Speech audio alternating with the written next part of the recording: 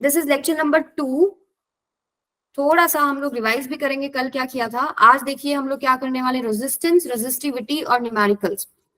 ठीक है, इस पे आज हमारा मेजर फोकस रहेगा। फटाफट बता दो कल क्या क्या करा था। मैम हमने कल करा था करंट मैम चार्ज डेंसिटी और ड्रिफ्ट वेलोसिटी। स्टार्टिंग करी थी हम लोगों ने, करंट समझा। करंट समझा था charge flow per unit time. Rate of flow of charge क्या होता है, करंट होता है, जिसमें दो हमने करंट करे थे। एक होता है I instantaneous, that is equal to dt, और एक आई एवरेज, एक होता है I average, that is equal to delta Q by में डेल्टा टी। ठीक है, फिर आपको एक दो बातें बताई गई थी। मान लीजिए कि आपके पास जो करंट कांस्टेंट है, तो चार्ज फ्लो कैसे निकालते। बेटा अपना माइक ऑफ रखिए। आई एवरेज इंटू में डेल्टा टी। और लेट्स से अगर आपके पास करंट वेरिएबल है, उस केस में आप टोटल चार्ज कैसे निकालते हो, इंटीग्रेशन ऑफ आई और dt। किसका माइक ऑन है?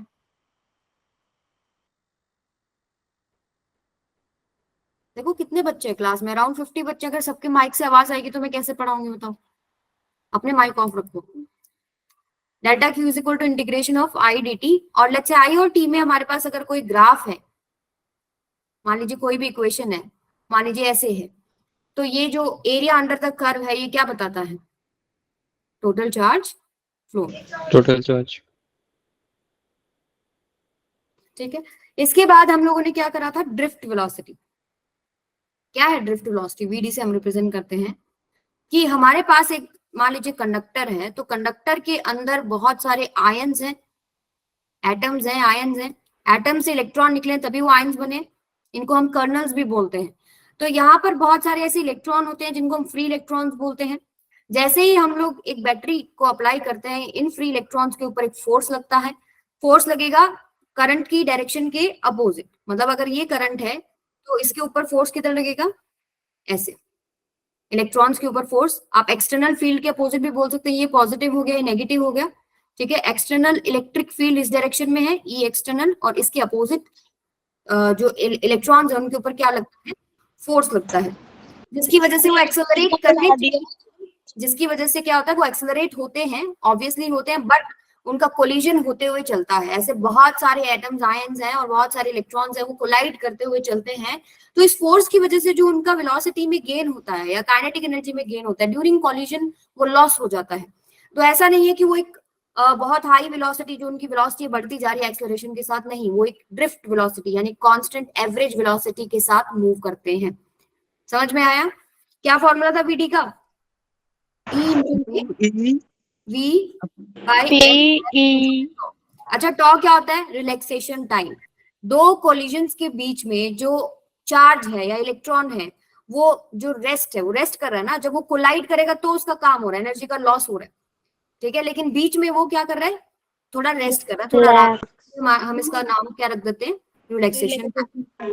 और जो डिस्टेंस ट्रेवल करता है उसको क्या बोलते हैं, लैम्डा। तो यहाँ पर हमारे पास ये एवरेज है, सब चीजें एवरेज लेनी है, क्योंकि हमारे पास एक इलेक्ट्रॉन नहीं है, बहुत सारे लार्ज नंबर ऑफ इलेक्ट्रॉन्स चल रहे हैं। ठीक है, तो ये हो गया वीडी। इसके बाद हम लोगों ने क्या किया था, वो आगे दी थी हमने आई और डी में एक रिलेशनशिप किया था ना, वी डी ई एन। हाँ जी, ये ड्रिफ्ट वेलोसिटी की डेफिनेशन कैसे लिखेंगे? डेफिनेशन आप ये लिखोगे, डेफिनेशन क्या है, this is the constant average velocity of all the free electrons with which they are traveling from lower potential to higher potential। lower terminal से higher terminal की तरफ मूव कर रहे हैं ना electron. Okay ma'am, thank you. ठीक है, आगे चलते हैं। अब देखिए, ये क्वेश्चन आप लोगों को होमवर्क में दिया था ना, मैंने किया, किसी ने बताओ। मैम पीछे वो जो आपने ट्रायंगल बना रखा था वो एक बार समझा दो। ये वाला, ये देखो आई टी, आई मैंने बताया अगर कांस्टेंट करंट है ना, तो यहाँ पर क्या होता है, अगर ये कांस्टेंट है तो डेल्टा क्यू आपका डायरेक्ट निकल जाएगा आई इंटू में डेल्टा टी। आप बस करंट को ऑब्जर्व करें, 3 सेकंड के लिए ऑब्जर्व करें, टोटल आपके पास कितना करंट निकल गया, मल्टीप्लाई बाय में टाइम, आपको टोटल चार्ज मिल जाएगा। लेकिन अगर करंट वेरिएबल है, टाइम के साथ वो चेंज होता है, तो हमारे पास एक, अगर हम मान लीजिए i इज इक्वल टू कोई भी इक्वेशन है t स्क्वायर प्लस में 1 है, ठीक है। अगर t की अलग अलग वैल्यू पुट करोगे तो हमारे पास एक प्लॉट कर सकते हैं ना हम लोग, x और y एक्सिस में एक प्लॉट कर सकते हैं कि हमारे पास ऐसा कर्व बनेगा। उस कर्व के नीचे विद टाइम जो एक्सिस है, जो एरिया एनक्लोज होगा, that will give you the charge flow. कितना चार्ज फ्लो कर गया इस पर्टिकुलर टाइम में, जहां तक आपका ये, जैसे यहाँ जहां टच करा 0 से 4, ठीक है। अगर ऐसे भी होता ग्राफ, मान लीजिए मेरा ग्राफ ऐसे होता, कुछ ऐसे आता, तो क्या है, चार्ज कितना फ्लो किया, इसके नीचे का एरिया निकाल लो, बस यहां तक, इतने टाइम की बात कर रहा है बस ये, और ये करंट हो गया उस टाइम पे। आई बात समझ में? तो एरिया अंडर द कर्व क्या देता है आपको, टोटल चार्ज कितना फ्लो किया है, और एरिया अंडर द कर्व को ही हम ऐसे रिप्रेजेंट करते हैं, delta Q is equal to integration of I D T. आई बात समझ में? Yes ma'am. चलिए अब ये क्वेश्चन करो फटाफट, करानी है ना। Calculate the drift speed of the electrons when 1 ampere of current exists in a copper wire of cross section 2 mm square. The number of free electrons in 1 centimeter cube of copper is 8.5 into 10 to the power 22. बताओ।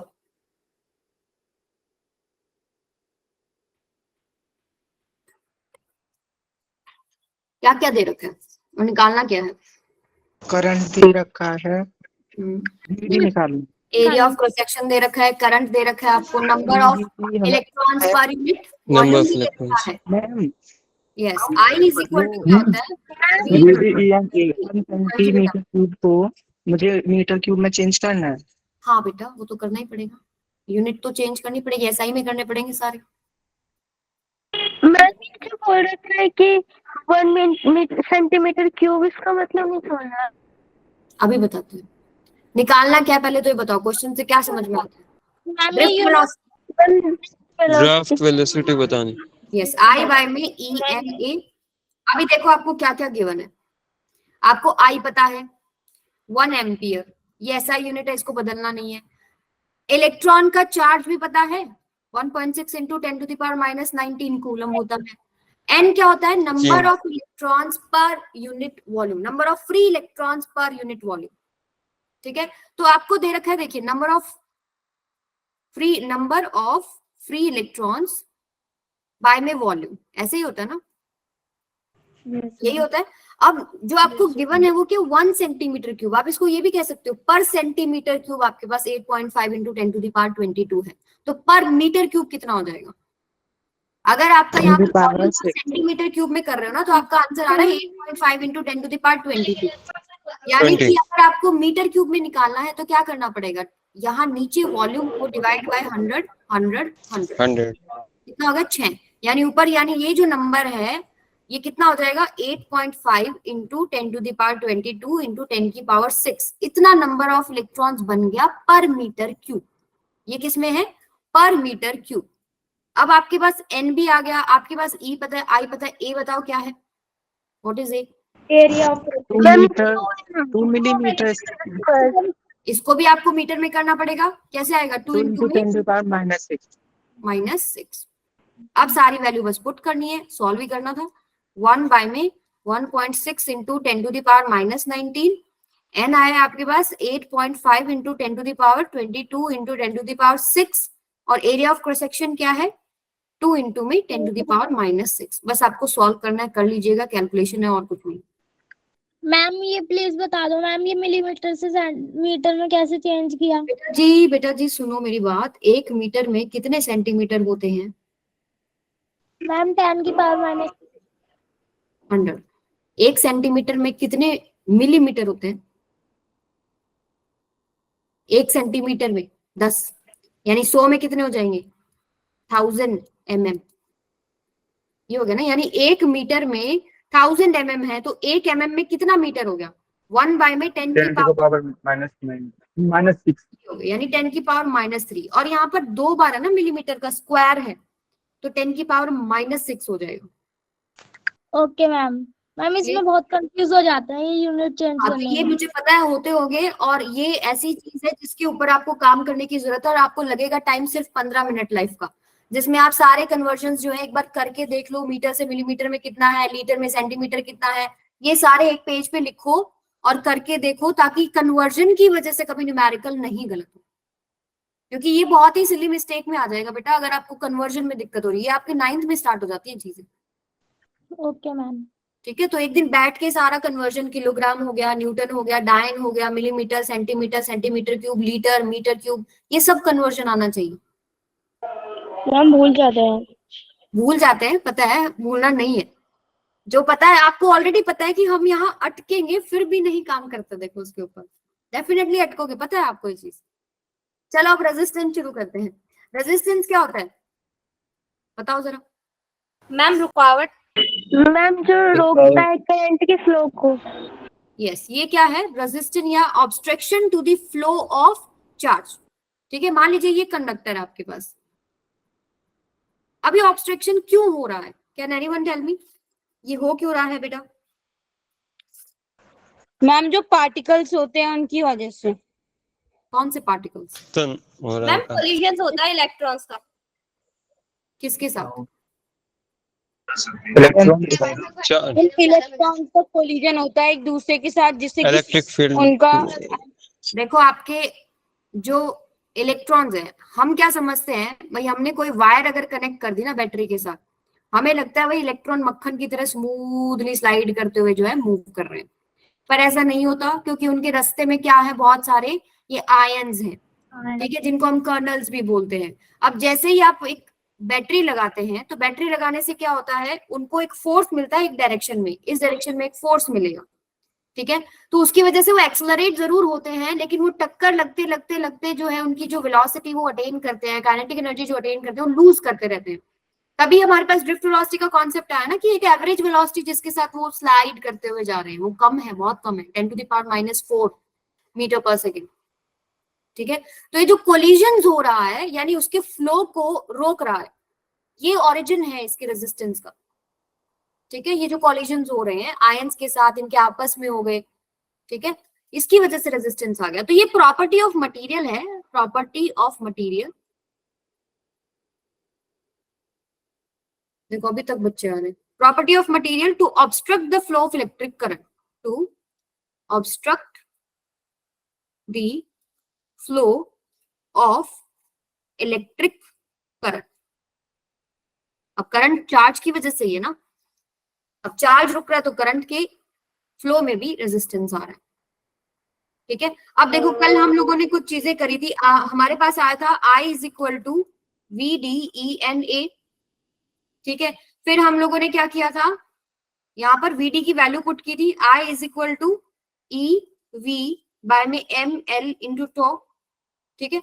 यहां से V को अलग कर देते हैं हम लोग, I is equal to E tau में ML, करेक्ट?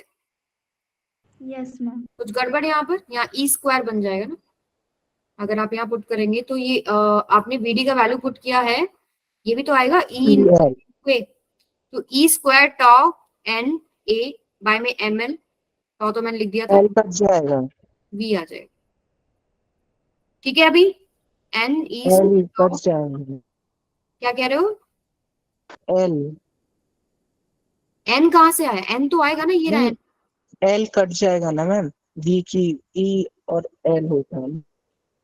नहीं, L नहीं कटेगा। देखो क्या होगा, I is equal to VDE/NA होता है, और VD की वैल्यू होती है EV में ML। आप जैसे ये पुट करेंगे, यहाँ पर क्या हो जाएगा, EV टॉ ML, सॉरी यहाँ साइड में लिख देती हूँ, VD की वैल्यू होती है स्मॉल e कैपिटल V टॉ में ML। ये वैल्यू जैसे ही आप यहाँ पुट करते हैं इनटू में ENA, तो E का स्क्वायर हो गया, एक रिलैक्सेशन टाइम हो गया, एक N हो गया, एक एरिया ऑफ क्रॉस सेक्शन हो गया, एक M हो गया और एक L हो गया, ठीक है बिल्कुल। अब यहाँ से मैं क्या करती हूँ, एक मुझे फॉर्मूला पता है, V is equal to RI होता है, फेमस फॉर्मूला है। R क्या होता है, V बाई आई, रेजिस्टेंस, ठीक है। तो V बाई आई कर लो, क्या हो जाएगा, V by I is equal to ML में E² टॉ NA। ये आपके पास क्या है, ये रेजिस्टेंस है। अब देखिए ये किस किस पे डिपेंड कर रहा है, M क्या है यहाँ पर, मास ऑफ इलेक्ट्रॉन, L क्या है, लेंथ ऑफ कंडक्टर जो आपने लिया है, area of cross section is A, N क्या है, number of electrons per unit volume, tau क्या है, relaxation time, E charge on electron. तो यहाँ पर आप देखेंगे क्या क्या क्या चीजें हमारे लिए कांस्टेंट है। मास फिक्स है ना इलेक्ट्रॉन का, वो तो नहीं बदलता, फिक्स। ठीक है। चार्ज ऑन इलेक्ट्रॉन फिक्स है। एरिया और लेंथ ये हमारे हाथ में है, यस। राइट। अगर मैं लिखूं यहाँ पर आगे लिख देते हैं, आर इक्वल्स टू क्या आया, एम एल बाय में एन ई स्क्वायर टॉ एन ई स्क्वायर टॉ ए, ठीक है। यहाँ देखिए रेजिस्टेंस किन किन चीजों पे डिपेंड कर रहा है, ये चीज क्लियर हो जाएगी आपको। मास कांस्टेंट है, एन कांस्टेंट है, एन पे आते हैं पहले, एन को छोड़ दो एक बार, एक टॉ को छोड़ दो। मास और ई स्क्वायर ये तो कांस्टेंट है, डेफिनेटली कुछ चेंज नहीं होने वाला for a given material. Ma'am पीछे वाली स्लाइड दिखाना। एक second, for a given material and at a given temperature. Ma'am ये टो का मतलब क्या होता है? Tau is relaxation. Relaxation time. Relaxation time. Electrons collide करते जा रहे थे, दो कोलिजन्स के बीच में जो टाइम लगता है उसको हम लोग क्या बोलते हैं, एवरेज जो टाइम लगेगा। यहाँ पर जो टॉ है वो एक इलेक्ट्रॉन की बात नहीं हो रही, एवरेज सभी इलेक्ट्रॉन के, सभी जो कोलिजन्स के बीच में टाइम था उनका एवरेज लिया तो एक टॉ एवरेज निकलता है। कल करा था ना ये, टॉ एवरेज क्या है, टॉ 1 प्लस में, टॉ 2 प्लस में, tau 3 up to tau n divided by में एन। सो यहाँ पर देखिए ये बहुत इंपॉर्टेंट बात है कि for a given material and at a given temperature, अगर आपने टेम्परेचर फिक्स कर लिया है और आपने एक मटेरियल चूज कर लिया है तो आपके लिए एन और टॉ कांस्टेंट हो गया है, ठीक है। एल और ए आपके ऊपर डिपेंड करता है। अगर मान लीजिए आपने लंबा कंडक्टर ले लिया, रेजिस्टेंस बढ़ जाएगा। एरिया ऑफ क्रॉस सेक्शन आपने डबल कर दिया, रेजिस्टेंस कम हो जाएगा। तो एल और ए के अकॉर्डिंग वो चेंज हो रहा है। मान लो मैंने क्रूज कर लिया, मैम हाँ जी, ये की वजह से हमारा कम क्यों हो जाएगा वैसे? किसकी वजह से, अच्छा देखो आप ए की वजह से बोल रही हो ना, आप रेजिस्टेंस कम हो जाएगा। आर किसके डायरेक्टली प्रोपोर्शनल टू लेंथ नहीं है, अच्छा मैम इनवर्सली प्रोपोर्शनल इसलिए। इनवर्सली प्रोपोर्शनल टू ए है। मान लो मैंने लेंथ, अभी इसमें भी एक कंडीशन है, इसमें न्यूमेरिकल्स में क्लियर हो जाएगा। देखो लेंथ मेरा सेम है और फिर मैं एरिया ऑफ क्रॉस सेक्शन बढ़ा रही हूँ और इसी कंडक्टर को स्ट्रेच कर दूं या कंप्रेस कर दूं तो दोनों एल और ए में चेंज होता है, ठीक है। तो वो चीज हमको देखनी है। मतलब कहने का मतलब ये क्या चीज कांस्टेंट है, mass, charge on electron, N N tau. लेकिन अगर आपने टेम्परेचर बदल दिया, रिलैक्सेशन टाइम और एन दोनों में चेंज आएगा, जिसको डिटेल में हम नेक्स्ट चैप्टर में पढ़ेंगे, नेक्स्ट जो आपका लेक्चर है उसके अंदर, कि टेम्परेचर बदलने पर डिफरेंट टाइप ऑफ मटेरियल्स कैसे बिहेव करते हैं, कंडक्टर्स कैसे बिहेव करते हैं, सेमीकंडक्टर्स कैसे बिहेव करते हैं, अलॉयज कैसे बिहेव करती हैं, किसी में एन डोमिनेट करता है, किसी में टॉ डोमिनेट करता है, वो सारा डिटेल कल पढ़ेंगे। लेकिन अभी के लिए क्या चीज पता है हमको, for a given temperature and for a given material ये सारी चीज कांस्टेंट होगी, एम एन ई स्क्वायर टॉ, ठीक है। अब इसको हम लोग क्या लिखते हैं, एक नया फॉर्मूला रो एल बाय ए, लेकिन आपके लिए तो पुराना है, ये पढ़ा हुआ है ना। Yes ma'am. Yes ma'am. Rho क्या है, रेजिस्टिविटी। अब रेजिस्टिविटी को भी आप ध्यान से देखिए, रेजिस्टिविटी क्या हो गया, एम बाय में एन ई स्क्वायर टॉ। ये मटेरियल की प्रॉपर्टी है, depends upon material, depends upon material, ठीक है। हालांकि जो टेम्परेचर हम कांस्टेंट रखेंगे, टेम्परेचर बदलने पर यहाँ पर कुछ चेंजेस हो जाएंगे, ठीक है। यहाँ पर टेम्परेचर कांस्टेंट है, मटेरियल आपने चूज कर लिया, मान लो मैंने कॉपर ले लिया, उसके लिए ये चीजें फिक्स हो गई, एन फिक्स हो गया, ई फिक्स हो गया, एम फिक्स हो गया, और टेम्परेचर कांस्टेंट कर दिया, टॉ फिक्स हो गया, then it is constant for given material. अलग अलग मटेरियल के लिए अलग अलग वैल्यूज आती हैं, ठीक है। This is resistivity. यूनिट्स वगैरह तो निकाल लोगे, यूनिट तो आप निकाल ही सकते हो, V is equal to r I, r की यूनिट निकाल सकते हो, रेजिस्टिविटी की निकाल सकते हो, निकाल लो जरा। रेजिस्टिविटी की क्या होगी, आर इंटू ए बाय में एल। आर की क्या होती है,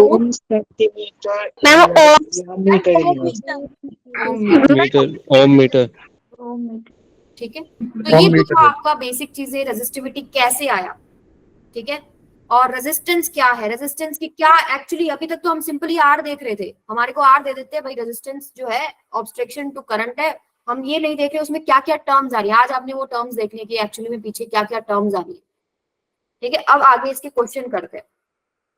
wire of length l has resistance l, wire of length l has resistance r, this wire is stretched to twice its original length, find new resistance. फटाफट करो जरूर।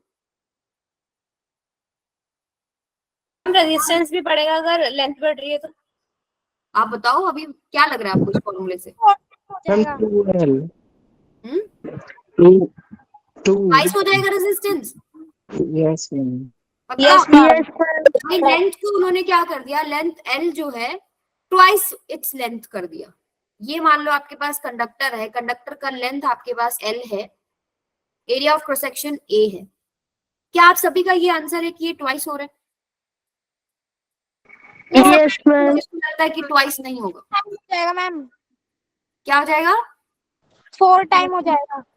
4 times हो जाएगा। क्यों हो जाएगा? मैम क्योंकि जब बट कैसे आ रहा है 4 टाइम। देखो, जब आप इसी मटेरियल को स्ट्रेच या कंप्रेस करोगे, मैम आप अगर इसको हमारी compress लेंथ बढ़ करोगे। रही है हाँ तो जी, क्रॉस सेक्शन एरिया भी तो कम होगा। बिल्कुल कम होगा। ठीक है। आपने इसको स्ट्रेच किया, मान लीजिए आपने ट्वाइस ऑफ लेंथ कर दिया, ठीक है। नया एरिया मान लो ए डैश है, मुझे नहीं पता कितना कम ज्यादा हुआ है। एक बात बताओ, दोनों का वॉल्यूम तो सेम रहेगा ना, मटेरियल तो सेम है ना आपके पास, जो वॉल्यूम क्वांटिटी है वो तो सेम है, यानी वॉल्यूम कंजर्वेशन लगेगा यहाँ पर। कर लो जरा कंजर्वेशन, वॉल्यूम कंजर्वेशन। तो पहले आपके पास वॉल्यूम कितना है, लेंथ इंटू में एरिया, और बाद में कितना है 2l इंटू में ए डैश।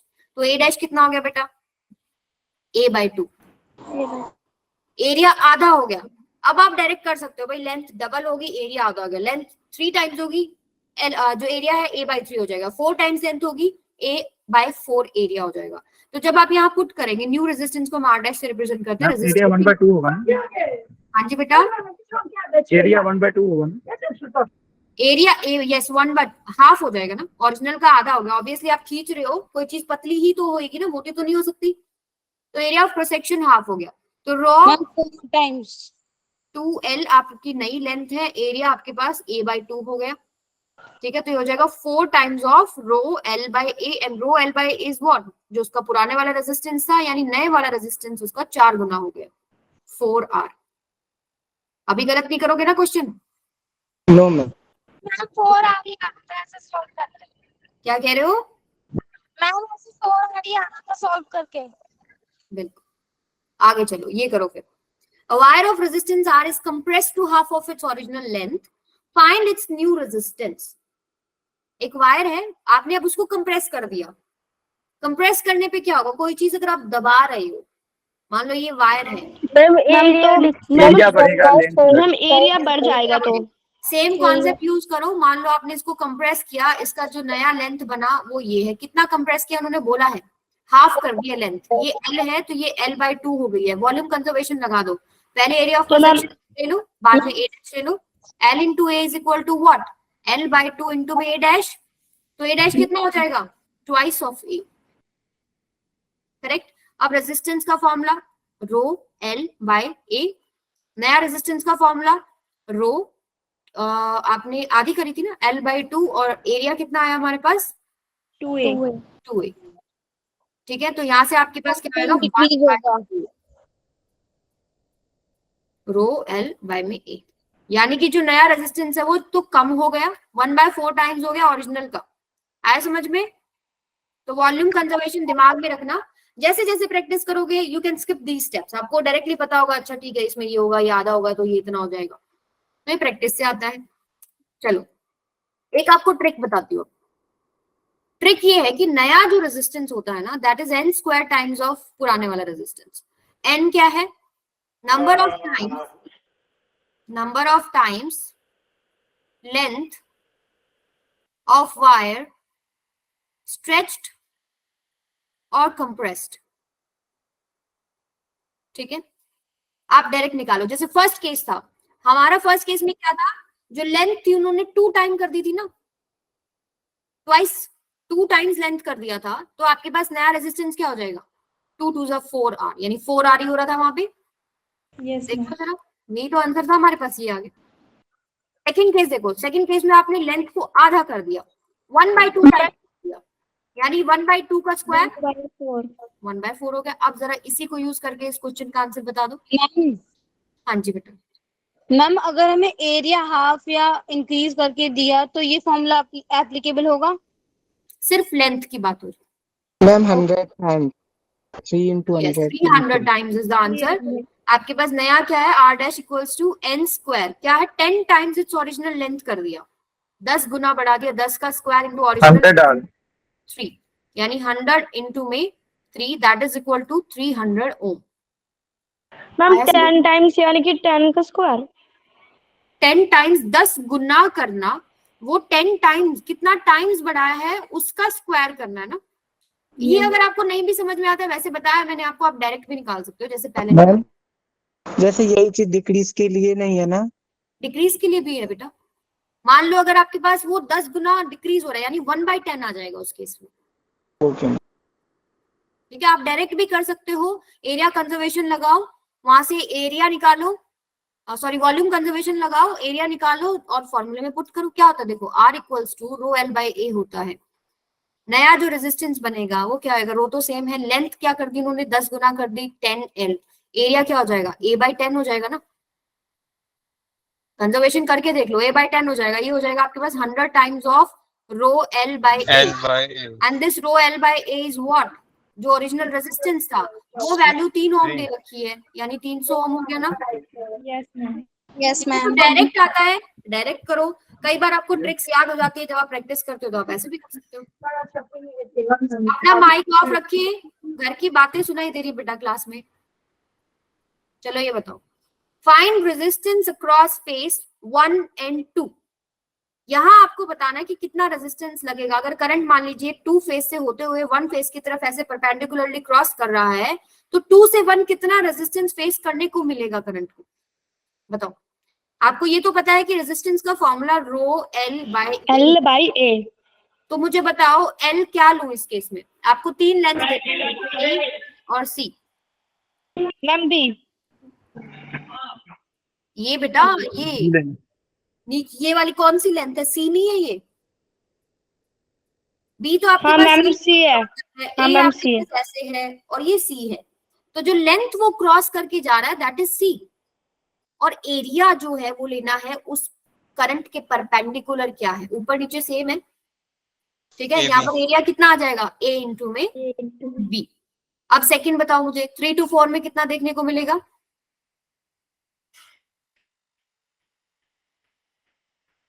बताओ लेंथ कितना है, लेंथ हो जाएगा B, एरिया है इसकी। A इंटू में एरिया आपने किस तरीके से लिया है एक बार बताना।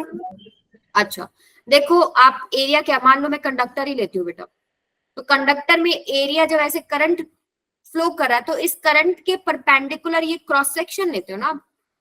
अब अगर मैं इसको रेक्टेंगुलर शेप दे रखी है मैंने, मतलब क्यूबॉइड बना दिया है, तो अब वो स्क्वायर शेप आएगी। आप ऐसे बोल सकते हो कि आपका ये इस तरीके से है, सही बनाया, 1 मिनट रुको, थोड़ा बड़ा होगा। ये आपके पास कुछ ऐसे है, ऐसे वायर है, मतलब आपके पास स्क्वायर शेप में वायर और करंट ऐसे आ रहा है, तो एरिया ऑफ क्रॉस सेक्शन ये शेप ये वाला हो जाएगा ना स्क्वायर। मैम लेंथ कैसे ली मुझे समझ नहीं आ रहा। लेंथ जो होता है बेटा करंट की डायरेक्शन में कंडक्टर का कितना लेंथ है वो लेना है। अब अगर आपका करंट ऐसे फ्लो कर रहा है इसकी डायरेक्शन में, यही तो लेंथ हो जाएगा ना, और जिस एरिया को वो परपेंडिकुलरली काटते हुए जा रहा है वो एरिया ऑफ क्रॉस सेक्शन होता है। तो अगर मान लीजिए ये वाला ले रहे हैं हम लोग, ये 3 to 4 करंट जा रहा है, तो कितनी लेंथ कवर कर रहा है वो इस मटेरियल की, ये B वाली लेंथ सेम ही है ना, पूरा ऊपर नीचे लेंथ जो वो कवर करेगा वो तो B ही है, राइट। तो B आ गया। अब एरिया ऑफ क्रॉस सेक्शन कौन सा है, जिस एरिया के वो परपेंडिकुलर है ना करंट, वो एरिया लेना है। तो अगर ये यहां से एंटर कर रहा है तो ये वाला एरिया लेना पड़ेगा ना, ये क्या है A इंटू में C। आई बात समझ में। अगर आप नीचे वाला ले तो दोबारा करते हैं, ये वाला लो, यहां से यहां जा रहा है, तो ये करंट कितनी लेंथ क्रॉस कर रहा है मटेरियल की बेटा जी, ये यही तो है ना, ये क्या है आपके पास C, ये सारी C होंगी ना, जितनी भी साइड है, ये वाली C होगी, ये C होगी, ये C होगी, ये C होगी, तभी तो ये क्यूबॉइड बन रहा है। Yes ma'am. ठीक है, तो ये लेंथ जो क्रॉस कर रहा है वो C हो गया, रेजिस्टिविटी हो गया। अब ये परपेंडिकुलरली कौन से एरिया ऑफ क्रॉस सेक्शन से जा रहा है, ये वाला, ABC। और ये सारा ऊपर तक सेम है। देखो अभी नेक्स्ट क्वेश्चन जो आपको वेरिएशन देखने को मिलेगा ना वो यही मिलेगा, कोई जरूरी थोड़ी है कि कंडक्टर जो है वो same uniform area of cross section से बना हुआ है। मान लो ये जो शेप है कुछ और बन जाती, ऊपर से पतला नीचे से चौड़ा हो जाता, तो फिर एरिया ऑफ क्रॉस सेक्शन कैसे निकालेंगे। हमारा जो फॉर्मूले में जो एरिया ऑफ क्रॉस सेक्शन है ये सेम है एंटायर कंडक्टर की शेप के लिए, लेकिन अब हम क्वेश्चन वो भी करेंगे जिसमें एरिया ऑफ क्रॉस सेक्शन अलग अलग हो जाता है। आई बात समझ में? Yes yes ma'am. Yes, ma'am. आगे चलते हैं फिर। ये वाला बताओ, ये लेंथ ले लो L है, ठीक है।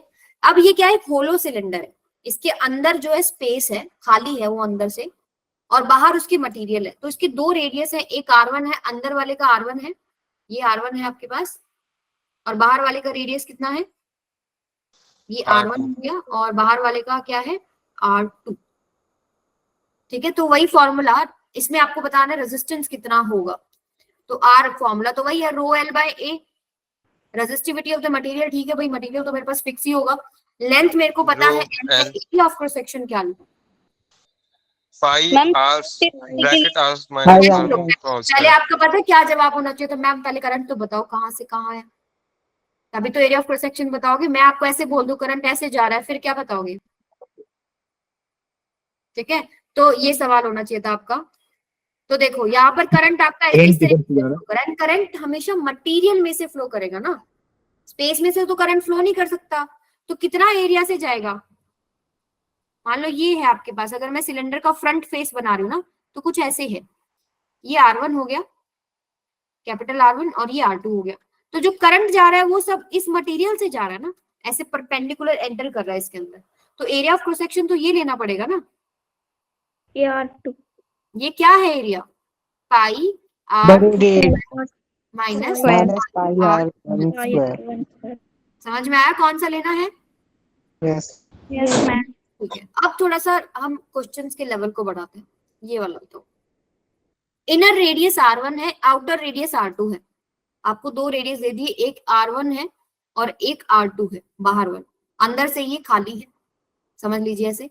अब यहाँ इन्होंने करंट की दिशा देखो क्या दे दी, इन्होंने बोला है कि करंट जो है भाई ऐसे फ्लो कर रहा है। आप ऐसे इमेजिन कर सकते हो, कोई भी एक सिलेंडर है, मान लीजिए यही है, ये एक सिलेंड्रिकल शेप का पैन है, तो इसमें जो करंट निकल रहा है ना, वो करंट इसके एरिया जो है, ये सरफेस एरिया है, हर पॉइंट पर ऐसे परपेंडिकुलरली आउट हो रहा है, सारे में से ऐसे करंट आ रहा है बाहर, इस तरीके से, ठीक है। तो अब यहाँ पर मैं क्या लूं, R equals to rho L by A, क्या करूंगा, मुझे ये तो पता चलो रेजिस्टिविटी ठीक है, लेंथ भी ठीक है, लेंथ भी फिक्स हो गया, लेंथ तो यही है आपके पास। अच्छा, लेंथ, इस क्वेश्चन को सॉल्व करने के लिए आपको क्या करना पड़ेगा, आपको एक एलिमेंट लेना पड़ेगा। अब क्यों लेना पड़ेगा वो मैं बताती हूँ, पहले आप देखो एलिमेंट। मैंने क्या करा, इसके अंदर से एक एलिमेंट काटा ऐसे, ठीक है, ये मैं एक एलिमेंट इसमें से काट रही हूँ, ध्यान से सुनते जाओ, एकदम कॉन्सेप्ट क्लियर हो जाएगा। ये सिलेंडर को बाहर निकाल लो जो आपने काटा, इस तरह, ठीक है, और इसका हल्का सा थिकनेस है ऐसे, लेंथ जो है इसका ये L है, और इसका जो ये रेडियस है इसको आप ले लो स्मॉल r, और जो छोटी सी थिकनेस आपको दिख रही है इसको आप क्या ले लो, dr। थिकनेस को क्या ले लेते हैं हम लोग, ये dr। करंट कैसे जा रहा है आपका, अगर मैं इसको देखूं, करंट अगर मैं ऑब्जर्व कर रही हूं तो करंट सारा perpendicular to its surface area है ना, ऐसे जा रहा है। आपने एक एलिमेंट निकाला, अब आप उसको ऑब्जर्व कर रहे हैं। एक एलिमेंट के लिए अगर आपको कहानी समझ में आ गई तो बाकी एलिमेंट्स को कैसे करते हैं हम सॉल्व, हमारे पास एक टेक्निक है इंटीग्रेशन। तो देखिए पहले इस एलिमेंट की बात करते हैं, इसके लिए एक छोटा सा एलिमेंट, इसके लिए छोटा सा रेजिस्टेंस ले लेते हैं। इसके लिए लेंथ क्या लूं, आपका देखिए करंट जो जा रहा है ऐसे जा रहा है इस तरीके से, तो क्या वो dr थिकनेस को ही नहीं कवर कर रहा, लेंथ क्या है, along the direction of current, अंदर तो ये होलो है, ये कितनी डायरेक्शन को कवर कर रहा है, dr। तो आपके पास रो dr। अब बात रहेगी एरिया की, एरिया कौन सा आएगा, which is perpendicular to the current, कौन सा एरिया आएगा, पूरा टोटल सरफेस एरिया, यानी कि कितना हो गया, 2 पाई RH, पाई RL, लिख देते हैं 2 पाई RL। अब एक छोटा सा एलिमेंट का आपको छोटा सा रेजिस्टेंस मिल गया। मुझे बताओ, ऐसे बहुत सारे एलिमेंट्स एक के ऊपर एक के ऊपर एक के ऊपर आप चढ़ाते जाओगे तो क्या आपके पास यही शेप नहीं बन जाएगा? Yes ma'am. यस जो फर्स्ट एलिमेंट होगा वो कौन सा होगा, जो ये आपको येलो में इनसाइड में दिख रहा है, ये पूरा, इसका हल्का सा थिकनेस ले लो। इसका रेडियस कितना है, R1 है ना, R1 एलिमेंट हो गया। ऐसे ही आपका लास्ट एलिमेंट क्या होगा, जो R2 हो गया। ठीक है, Right. यानी आप बोल सकते हो कि इंटीग्रेशन की लिमिट्स कहाँ से कहाँ है, R1 से R1 से R2 और ये क्या हो जाएगा आपके पास, टोटल R नेट निकल जाएगा, 0 से R हो गया मान लीजिए, टोटल पहले 0 था और R हो गया। अब यहाँ पर देखो क्या क्या कांस्टेंट है, बाहर ले लो, रो बाहर आ गया, 2 आ गया, रो 2 पाई RL integration of dr by r। इसका इंटीग्रेशन क्या होता है, 1 by r का log R 1 by yes 2 pi l into में log बेसी r। आपका लिमिट्स क्या है, R1 से R2। अब इसका सोल्यूशन बता दो मुझे, क्या होता है लॉग में, मैम ये C क्या है? log R2 सी नहीं upon बेटा, R1 this is E, natural log है ई। मैम IN से भी तो डिनोट करते हैं। किससे किससे डिनोट करते हैं, IN नेचुरल लॉग। हाँ आप LN लिख सकते हो, वैसे आप चाहे ई मत लगाओ, it means it is natural. LN होता है आप ई लगाओगे तो नेचुरल लॉग, और सिर्फ एलएन लिखोगे तो नेचुरल लॉग। आई बात समझ में, तीनों में नेचुरल लॉग ही होता है वो। अगर आप 2.303 से मल्टीप्लाई कर दो इसी क्वांटिटी को, तो ये लॉग बेस 10 हो जाता है। लॉग 10 यस, तो यहाँ पर 2 पाई एल आप लिख सकते हो log upper limit minus lower limit, log R2 minus में लॉग R1। इसको आप क्या लिख सकते हो, log A by b, yes log R2 by में R। क्लियर है अभी सबको, ये आपका फाइनल नेट रेजिस्टेंस हो। मेरी आवाज फ्लक्चुएट कर रही है, यस मैम। No ma'am. अभी तो ठीक है मैम। अभी तक तो नहीं। ठीक है बता देना जब भी। अगर एक दो स्टूडेंट्स का प्रॉब्लम है, इट मींस आपके इंटरनेट में प्रॉब्लम है, नहीं तो फिर मेरे इंटरनेट में प्रॉब्लम है। चलो एक धांसू सवाल करते हैं, इसको बोलते हैं हम लोग फ्रस्टम। फ्रस्टम क्या होता है, जैसे आप बर्थडेज आपने सबने पार्टीज थोड़ा बहुत तो करी होंगी, अपने भाई बहनों की सेलिब्रेट करे होंगे ना। हम तो क्या पार्टी, जो मैं बताती हूँ हमारे घर में तो ऐसे होती थी, बस घर में हम लोग केक ले आते थे, ये हमारी पार्टी होती थी, और वो नहीं आया तो नाराजगी होती थी। चलो अब देखो ये कौन होता है, बर्थडे कैप्स होती हैं। तो अगर मैं इसको यहाँ से कट कर दूं तो क्या शेप बनेगा, ये बनेगा ना, frustum of a cone. Yes this is called frustum. इसमें 2 रेडियस हो गया आपके पास, ए हो गया, एक आपके पास बी हो गया। अब इसके अंदर करंट का डायरेक्शन आप देख सकते हो क्या है। अब इसको हटाते हैं,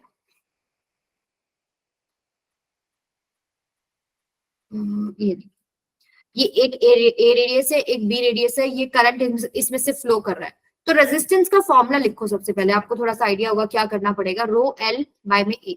अब मुझे बताओ क्या यहाँ पर जो एरिया जिसमें से करंट पास कर रहा है वो कांस्टेंट है, यूनिफॉर्म है? पीछे वाले केस में भी यही था, पीछे वाले केस में भी यही प्रॉब्लम था कि जो एरिया जिसमें से करंट क्रॉस कर रहा था वो हर बार बढ़ता जा रहा है, रेडियस के साथ हर बार बढ़ता जा रहा था ना, परपेंडिकुलर जो है सारा ये सरफेस एरिया बढ़ता जा रहा है। ऐसे ही सेम प्रॉब्लम है, बट थोड़ा सा डायरेक्शन वगैरह चेंज हो गई है। यहाँ पर भी आपके पास अगर करंट फ्लो कर रहा है परपेंडिकुलर टू दिस एरिया तो इंक्रीज होता जा रहा है। तो उस केस में आपको क्या करना पड़ेगा, कि एलिमेंट कंसिडर करना पड़ेगा। अब एलिमेंट में कंसिडर कर लेती हूँ, यहाँ मुझे क्या शेप समझ में आती है, मैं एक डिस्क समझ लेती हूँ। एक डिस्क जो है मैंने इसमें से काटी, इसका जो थिकनेस है वो dx है, इसका जो रेडियस है वो आप r मान लो, ठीक है। तो अगर मैं इस डिस्क के लिए छोटा सा रेजिस्टेंस लिखूं, that will be equal to rho L की जगह क्या आ जाएगा, कितना थिकनेस ये कवर कर रहा है, dx। एरिया क्या हो जाएगा, पाई r स्क्वायर। लेकिन अब यहाँ मैं इंटीग्रेट नहीं कर सकती, अभी इस क्वेश्चन में कुछ चीजें बाकी हैं। क्यों बाकी हैं, कि यहाँ पर अब 2 वेरिएबल्स हैं, r भी तो एक वेरिएबल है और जो dx है वो भी एक वेरिएबल हो गया, और r को विद रिस्पेक्ट टू dx नहीं इंटीग्रेट कर सकते, r को विद रिस्पेक्ट टू dr कर सकते हैं, ठीक है, x को विद रिस्पेक्ट टू dx कर सकते हैं। यानी मुझे कुछ ना कुछ इसमें जुगलबंदी करनी पड़ेगी कि r और x के अंदर कोई रिलेशनशिप निकलाए। वो करने के लिए मैं क्या करती हूँ, एक ट्राइंगल ड्रॉ करती हूँ। ये देखिए मैंने एक ऐसे ट्राइंगल ड्रॉ किया। मैम इंटीग्रेट क्यों नहीं कर सकते? इंटीग्रेट नहीं कर सकते, क्योंकि मान लो अगर आपको x को इंटीग्रेट करना है विद रिस्पेक्ट टू dx होना चाहिए ना बेटा, r भी वेरिएबल है, x भी वेरिएबल है, कैसे इंटीग्रेट करोगे आपस में? इन दोनों एक सिंगल वेरिएबल में इंटीग्रल होना चाहिए ना सारा। देखो r जो है वो रेडियस चेंज होता जा रहा है, और जो थिकनेस है dx dx dx dx ये भी तो चेंज हो रही है, ये यहीं पर इतनी ही फिक्स थोड़ी है, ये आपके अगला एलिमेंट अगला एलिमेंट अगला एलिमेंट अगला एलिमेंट ऐसे dx dx आ रहा है। ठीक है, तो यहाँ पर क्या करेंगे हम लोग, एक ट्राइंगल ड्रॉ करेंगे, इस ट्राइंगल को बाहर निकाल लेते हैं। ये हो गया आपका थीटा एंगल। ये लेंथ बताओ कितनी है, अगर ये आपके पास a है तो ये लेंथ कंप्लीट b है, तो ये कितना हो जाएगा b माइनस a, ये b माइनस a हो गया। ये जो लेंथ है ये तो l ही होगा। मैम अगर बी triangle- माइनस से कैसे किया आपने? क्या चीज मैम है? वो b माइनस a कैसे हो गया? ये तो b है पहला रेडियस, और ये फर्स्ट वाला फेस का रेडियस a है, तो ये लेंथ कितनी होगी बेटा? b माइनस a तो होगी। ये दोनों बराबर है, ये दोनों बराबर है ना ऐसे। अगर b में से मैं a हिस्सा माइनस कर दूं तो Okay. ये भी तो आएगा। क्लियर? Yes ma'am. ओके हाँ, तो अब मुझे बता दो इस ट्राइंगल के अंदर टेंजेंट थीटा क्या होगा? What is tangent theta here? B minus A upon L. Yes, b minus a by में n। Yes. लेकिन अभी मेरी प्रॉब्लम सॉल्व नहीं हुई है। अभी क्या आपको रिलेशनशिप मिल गया, r और x में नहीं मिला, तो मैं एक और कॉन्सेप्ट इस्तेमाल करूंगी। क्या ये आपको स्ट्रेट लाइन दिख रही है ना?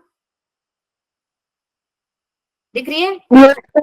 फ्रस्टम से रिलेटेड क्वेश्चन आपके बोर्ड में भी आ सकता है। ठीक है, ये डेरिवेशन टाइप क्वेश्चन है तो 5 नंबर में आएगा सीधा। यहाँ देखो, ये एक्सिस मान लो, ये आपका y एक्सिस हो गया, ये आपका x एक्सिस हो गया। अब इसको मैं यहाँ ड्रॉ कर रही हूँ, ये हो गया आपके पास y, ये हो गया आपके पास x, और इसमें आपकी एक स्ट्रेट लाइन है इस तरह। क्या ये ठीक है? कोई प्रॉब्लम इसमें? जी। अब मुझे बताओ, y की जगह मैं r कर दूं तो कोई दिक्कत? y की जगह r क्यों किया मैंने? क्योंकि देखो यहाँ पर जो y एक्सिस के अंदर मेरा वेरिएबल है वो r है। y जो है वो वेरिएबल है ना वर्टिकल एक्सिस में। हमारे पास क्या वेरिएबल? r ही तो चेंज हो रहा है ना, ऊपर a से b जा रहा है, तो ये हमारे पास r हो गया। x ही रखो, क्योंकि यहाँ पर हमने थिकनेस जो है वो dx ही ली है। अब देखो यहाँ पर ये जहां कट करता है ना, इसको हम लोग इंटरसेप्ट बोलते हैं। इंटरसेप्ट इक्वेशन ऑफ लाइन पता होनी चाहिए सबको, होती है Y mx। equal mx plus C. mx minus b। c क्या होता है? ये इंटरसेप्ट होता है। ठीक है, और m क्या होता है? स्लोप होता है जो आपने निकाला। अब यहाँ पर सारी चीजें पुट कर लो जरा। y की जगह r पुट करो, m की जगह टेंजेंट थीटा यानी कि b माइनस a बाय में l पुट करो, x को x रखो, इंटरसेप्ट की वैल्यू बता दो। a नहीं है क्या? ये ओरिजिन है ना, ये दिस इज योर ओरिजिन। यहाँ से जो लाइन कट कर रही है जहां पे, that is equal to a। ठीक है, अब यहाँ से हम कुछ रिलेशनशिप वगैरह निकाल सकते हैं, लेकिन अभी भी समझ में नहीं आया। r और dx चाहिए ना हमको, dx चाहिए तो क्या करें? विद रिस्पेक्ट टू dx ही आप डिफरेंशिएशन कर लो दोनों तरफ, तो dr बाय में dx this is equal to b minus a by में l। इसको बाहर रखो, x का differentiation with respect to dx क्या हो जाएगा? 1, और a का क्या हो जाएगा? 0। 0. अब यहां से निकल गया एक फॉर्मूला, dx की वैल्यू क्या होगी आपके पास? l by b minus a into में dr। अब हो गया सॉल्व, अब कुछ नहीं, अब बस इंटीग्रेशन करना है। अब यहाँ पर मैम, देखो, हाँ जी बेटा, मैम ये r is equal to b minus a by x के आगे आपने क्या किया? r equals to b minus a, ये वाला, ये ग्राफ के नीचे जो बनाया है। ये तो मैंने इस इक्वेशन में पुट किया ना वैल्यू सारी। y की जगह मैंने r पुट कर लिया, मेरा जो वेरिएबल है वो y ना होकर क्या है? एक्सिस, r एक्सिस है। ठीक है, मैम अगर इसके मेरे आगे पास लेट्स से आपके पास कोई भी जो वैल्यूज होती ना, वो y की वैल्यू मुझे, मतलब y मेरा वेरिएबल जो है वो r वेरिएबल है, क्योंकि y के अलावा जो मेरा चेंज हो रहा है वो रेडियस चेंज हो रहा है। r की मैं अलग अलग वैल्यू पुट करूंगी तो मेरे पास आंसर्स आते जाएंगे। मैम r की वैल्यू एक बार समझा दो, समझ नहीं आई। अच्छा देखो, ये आ गया समझ में। स्ट्रेट लाइन की इक्वेशन क्या होती है? y is equal to mx plus में c होती है। आ गया समझ में? ये तो समझने की बातें हैं, तो फैक्ट है। मैथ से आया कि इक्वेशन ऑफ स्ट्रेट लाइन क्या होती है? y is equal Yes, to ma'am. Plus c ये तो है। मैथ था। Yes, ma'am. Yes. Slope. M क्या है, स्लोप होता Slope है, के लिए। स्लोप होता है टेंजेंट थीटा। अभी टेंजेंट थीटा समझ लो क्या है, थोड़ा आपको पता होना चाहिए। थीटा जो होता है ना वो होता है angle of this line with x axis, मतलब जो नीचे एक्सिस है उसके साथ। लेकिन यहाँ पर इंटरसेप्ट यहाँ से लाइन शुरू हो रही है, तो इसके पैरेलल में एक लाइन ड्रॉ करती हूँ, तो ये भी तो थीटा होगा ना।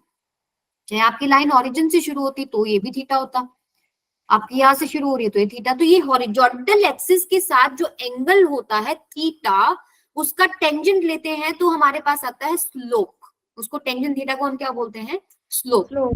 तो m की वैल्यू एक्चुअली टेंजेंट थीटा है, और थीटा किसके साथ है, with respect to this X axis. समझ में आई बात अभी? तो ये जो है मैंने क्या करा, इसमें पुट कर लिया, m की वैल्यू मैंने टेंजेंट थीटा निकाली, मैंने पुट कर दी m की वैल्यू, y की जगह r पुट कर दिया, और c जो है वो इंटरसेप्ट है, कहां पर, वो इस एक्सिस को काट रहा है। यहाँ पर मेरे पास ये y जो है ये r पुट कर दिया ना, ये एक्सिस को कहाँ काट रहा है बेटा, दिस इज a। ये लाइन कहाँ काट रही है, ये डिस्टेंस ओरिजिन से कितना हो गया, a। आपने c की जगह a पुट कर दिया, फिर दोनों तरफ डिफरेंशिएशन कर दिया, फिर dx और dr में एक रिलेशनशिप आ गया। ठीक है, अब यहां से मुझे बताओ, क्या मैं यहाँ पुट नहीं कर सकती? अच्छा, फिर आपने dx का डेट वो कर दिया। मैंने अब यहाँ पर देखो, यहाँ ये वैल्यू निकाल ली है। अब सिंगल वेरिएबल r में मेरा पूरा इंटीग्रल आ गया है, रो बाय में कितना था यहाँ पर, पाई आर स्क्वायर, और क्या है यहाँ पे, dx की जगह पूरा रख दो, l by B minus A into D R, l by में b माइनस ए इंटू में डी आर। अब इंटीग्रेट कर सकते हो कि नहीं? अभी देखो क्या क्या कांस्टेंट है, रो कांस्टेंट है, l कांस्टेंट है, पाई कांस्टेंट है, b माइनस ए कांस्टेंट है। इंटीग्रेशन ऑफ क्या है, 1 बाय आर स्क्वायर का with respect to D R, हो गया ना इजी। ये सारा कांस्टेंट है, और 1 बाय आर स्क्वायर का integration with respect to D R, बताओ कितना होता है, बताइए। -1 by -1/r। Good, pi by B minus A, और ये हो जाएगा आपके पास -1 बाय आर। अब लिमिट बता दो फटाफट, इतने होशियार तो हो गए r2 से r1। ए से बी, ये डिस्क का जो रेडियस है वो कहां से चल रहा है, ए से बी, हो जाएगा आपके पास ए से बी। अब पुट कर दो रो एल बाय में पाई इंटू में B minus A, minus upper limit 1 by B minus lower limit. Ma'am r2 - r1 भी लिख सकते थे। क्या लिख सकते हो, r2 - r1। R2 R1, मतलब वैल्यू दे रखी है ना आपको R2 R1 की, ए और बी दे रखी है तो वो पुट करोगे, R1 R2 क्यों करोगे? ओके, तो यहाँ पर देखो, this is equal to rho L by में पाई इंटू में बी माइनस ए इंटू में 1 by A minus 1 by B, ऐसे हो गया। मैंने सारे साइन वगैरह चेक करके लिख लिया। अब इसको यहाँ मैं लिख रही हूँ, फाइनल आंसर क्या बन जाएगा, R is equal to rho L by में पाई इंटू में B minus A B LCM ले लो, ये हो जाएगा b माइनस में a, तो b माइनस ए से b माइनस ए कैंसिल, देखो कितना छोटा सा आंसर आ गया, रो एल बाय में पाई ए बी। 1/, आई बात समझ में? यस ठीक है, तो इससे ज्यादा मुश्किल क्वेश्चन आप लोगों को मिलने वाला नहीं है। इंटीग्रेशन वाला मतलब हम लोगों ने देखो 3 मेजर टाइप्स कवर करे। पहला हम लोगों ने कवर किया क्या, सिंपल, आपने area of cross section same था, आपने देखा कितना लेंथ कवर करता है, क्या एरिया ऑफ क्रॉस सेक्शन है, सिंपल फॉर्मूले में हम पुट करते हैं, बस ये पहचानना है कि करंट के परपेंडिकुलर एरिया कौन सा है। दूसरा केस क्या भाई, मटेरियल जो है किस मटेरियल में से फ्लो कर रहा है, आपको वो एरिया ऑफ क्रॉस सेक्शन लेना था। थर्ड पार्ट हमने किया कि भाई हो सकता है कि जो करंट जिस एरिया में से पास कर रहा है वो एरिया इंक्रीज या डिक्रीज कर रहा हो, तो उस केस में हमको इंटीग्रेशन का हेल्प लेना पड़ता है। तो आप कोई ना कोई एलिमेंट कंसिडर करेंगे, लिमिट्स वगैरह लगा के सॉल्व करेंगे, और उससे रिलेटेड ये 2 क्वेश्चन है।